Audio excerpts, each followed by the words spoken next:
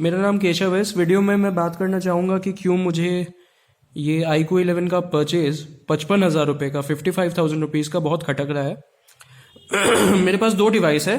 ये राइट में iQOO 7 है ये वाला, और ये है iQOO 11। iQOO 7 मैंने 31,000 में खरीदा था, 12/256 वेरिएंट।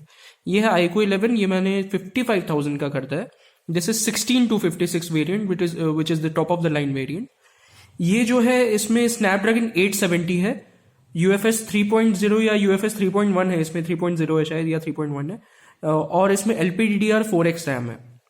ये है इसमें स्नैपड्रैगन 8 Gen 2 है, जो कि 870 के बाद 888 आया, 888 के बाद 8 Gen 1 आया, 8 Gen 1 के बाद 8 Gen 1 प्लस आया, 8 प्लस Gen 1 आया सॉरी, और उसके बाद 8 Gen 2 आया। ये उससे 3-4 जनरेशन आगे का प्रोसेसर है ये iQOO 11। ठीक है, मैं बस ये दिखाना चाहता हूं कि ये कंपनी कर क्या रही है।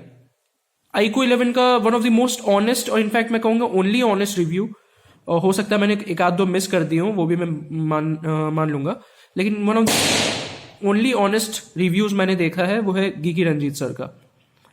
उन्होंने बताया है कि एक्चुअली ये फोन जो है वो लैग करता है कई जगह पे, बहुत जगह पे इस पे इश्यूज ऐसा कई बार दिखता है, थोड़ा थोड़ा मुझे भी फेस हुआ थोड़ा थोड़ा। ये देखिए, अभी मैं बस सिंपल सा एक यहाँ पे स्पीड टेस्ट करूंगा, जिसके रिजल्ट्स बहुत सरप्राइजिंग होंगे। कोई एप्स नहीं है रिसेंट में, दोनों सेम वाईफाई पे कनेक्टेड है। वाईफाई भी जो इसका टेक्नोलॉजी है बहुत वियर्ड है।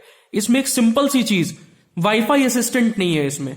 iQOO के किसी फोन्स में नहीं है वाईफाई असिस्टेंट, जो कि जिस फोन से मैं रिकॉर्ड कर रहा हूं, मेरे पास क्या है कि दोनों ही फोन मैंने सामने रखा हुआ है। तो मैं एक बहुत पुराने फोन रेडमी के Note 5 से रिकॉर्ड कर रहा हूं, जो कि आज से 4 साल 5 साल पुराना फोन है ये।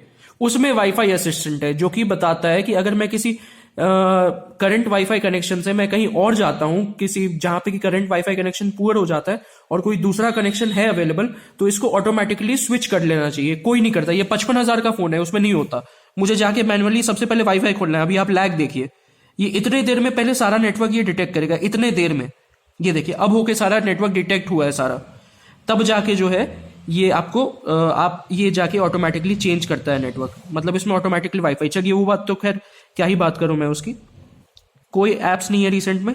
यहां पे मैं साथ में Amazon लॉन्च कर रहा हूं। iQOO 7 ने लॉन्च कर दिया सबसे पहले। बहुत पॉजिटिव सोच लिया आपके बारे में, आपने ऑप्टिमाइज नहीं किया होगा, ये वो दिस दैट, क्यों नहीं किया आपने। 3 जनरेशन आगे का phone, 55,000 versus 31,000। This is the latest one versus 1.5 year old phone. ठीक है, एक बार इसको क्लियर करते हैं, फिर से ट्राई करते हैं। Let's go for Amazon। फिर से इसने जल्दी लॉन्च कर दिया। इसके बाद मैं क्रोम खोल के दिखाना चाहूंगा आप लोग को। Let's open Chrome together. ये देखिए, ऑलमोस्ट, खैर ये तो फास्ट ही लॉन्च हुआ है, इसमें क्या ही स्पीड डिफरेंस होगा। फिर देखिए, फ्लिपकार्ट लॉन्च करते हैं साथ में। इसने ज्यादा स्मूथली लॉन्च किया है। इसने लॉन्च करने के बाद रिलोड भी किया, लेकिन इसने ज्यादा स्मूथली लॉन्च किया iQOO 7 ने। उसके बाद देखिए, मैं जीमेल लॉन्च करना चाहूंगा। जीमेल दोनों ने ऑलमोस्ट सेम स्पीड में किया, नो कंप्लेंट्स। इसके जीमेल के बाद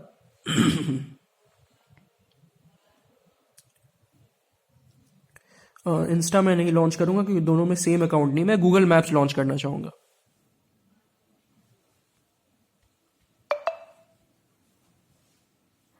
पता नहीं गूगल मैप्स को क्या हुआ कि इसमें आया ही नहीं।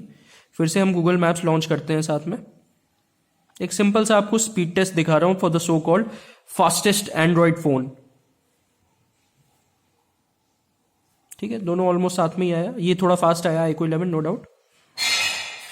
इसके मैप्स के बाद हम लोग गूगल का न्यूज करते हैं ओपन। इसमें पहले आ गया गूगल का न्यूज, इसमें पहले आ गया iQOO 7 में। 1 साल 1.5 साल पुराना फोन, 3 जनरेशन पुराना processor, no LPDDR5X RAM, no UFS 4.0 storage. इसमें आ गया पहले। 25,000 सस्ता फोन, इसमें आ गया पहले। इसके बाद हम लोग प्ले स्टोर लॉन्च कर रहे हैं साथ में। प्ले स्टोर दोनों का ही साथ में लॉन्च हुआ। iQOO 11 ने थोड़ा फास्ट लॉन्च किया। इसके बाद मैं लॉन्च कर रहा हूँ settings. Let's go for settings. सबसे ज़्यादा विजिटेड जगह है मेरे लिए, तो कुछ ना कुछ दोनों में ही सेम स्पीड में लॉन्च हो रहा है। सेटिंग्स के बाद मैं लॉन्च करना चाहूँगा YouTube. Let's go for YouTube. YouTube करते हैं। ये देखिए iQOO 7 ने यूट्यूब पहले लॉन्च कर दिया भाई साहब।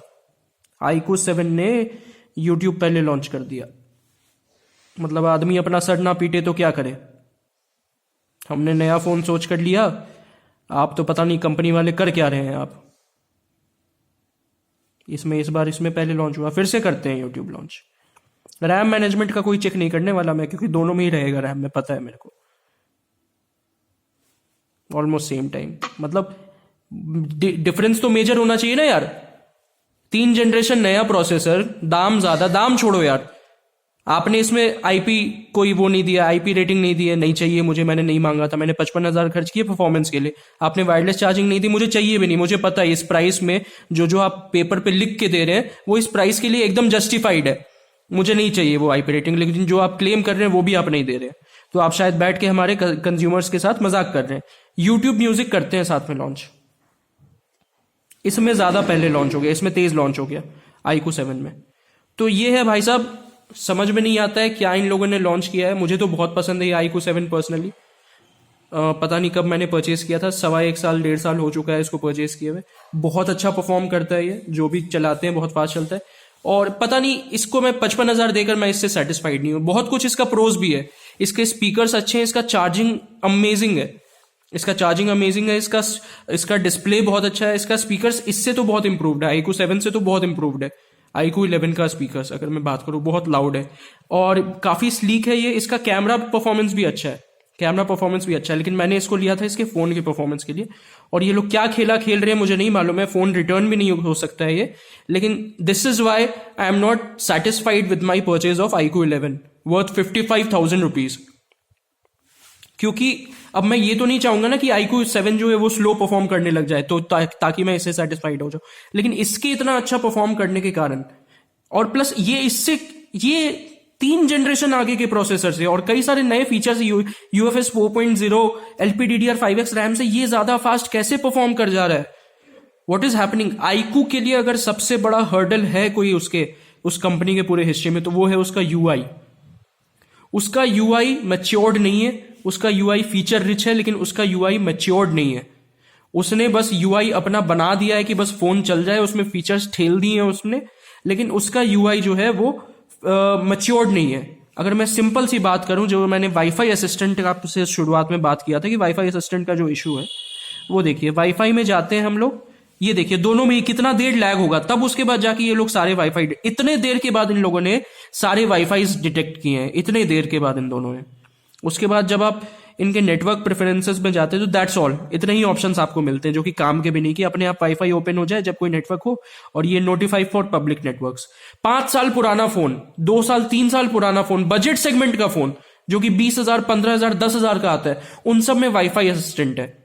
ऑटोमेटिकली अच्छे नेटवर्क में जाते हैं तो चेंज हो जाते हैं, और भी क्या क्या कई सारे मल्टीपल ऑप्शंस हम लोग को, कस्टमाइजेशंस उनके अंदर मिलते हैं कि वाईफाई के बैंडविड्थ का लेवल, अगर लेवल देखना है हम लोग को कि 2.5 2.4 गीगाहर्ट्ज पे या 5 गीगाहर्ट्ज पे, वो सब का कितना सारा, इसमें कुछ नहीं है, बस डाल दिया है वाईफाई इस्तेमाल करो। देखो कितने देर के बाद, अभी तुरंत डिटेक्ट हुआ था ना सारा नेटवर्क, ये देखो कितने देर के बाद आएगा, ये देखिए इतने देर के बाद आता जाइए, फिर से हम लोग वाईफाई में जाते हैं, देखिए कितने देर के बाद डिटेक्ट होगा।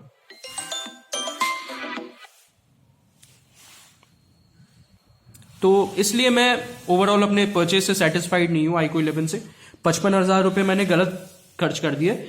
आईफोन लेना चाहिए था एप्पल में, इसीलिए लोग खर्च भी करते हैं। थोड़ा सा फीचर्स कम मिलता, थोड़ा सा क्या आधा से भी कम फीचर्स मिलता, लेकिन वो फोन कंसिस्टेंटली परफॉर्म करता हर जगह, जैसा कि मैंने देखा है। और अपने भाइयों बहनों जो लोग भी मेरे आईफोन जिन्होंने रखा हुआ है, उनका जैसा मैंने परफॉर्मेंस और उनका रिव्यूज देखा है। तो एंड्रॉइड की दुनिया का जो पतन है ना, पतन तो अभी नहीं होगा, गिरेगा तो नहीं वो, लेकिन iQOO जैसे ब्रांड में तो मैं अगली बार से नहीं इन्वेस्ट करने वाला हूं। मैं खरीदने वाला हूं या तो MI, नहीं तो OnePlus भी मैं नहीं लूंगा, नथिंग लूंगा, क्योंकि OnePlus, iQOO, Vivo, Oppo, Realme, ये सब एक ही थाली के चट्टे बट्टे हैं, ये सारे BB के इलेक्ट्रॉनिक्स वाले हैं। BB के इलेक्ट्रॉनिक्स से मैं अगली बार से कोई भी फोन नहीं खरीदने वाला हूं भाई, सिंपल सी बात है।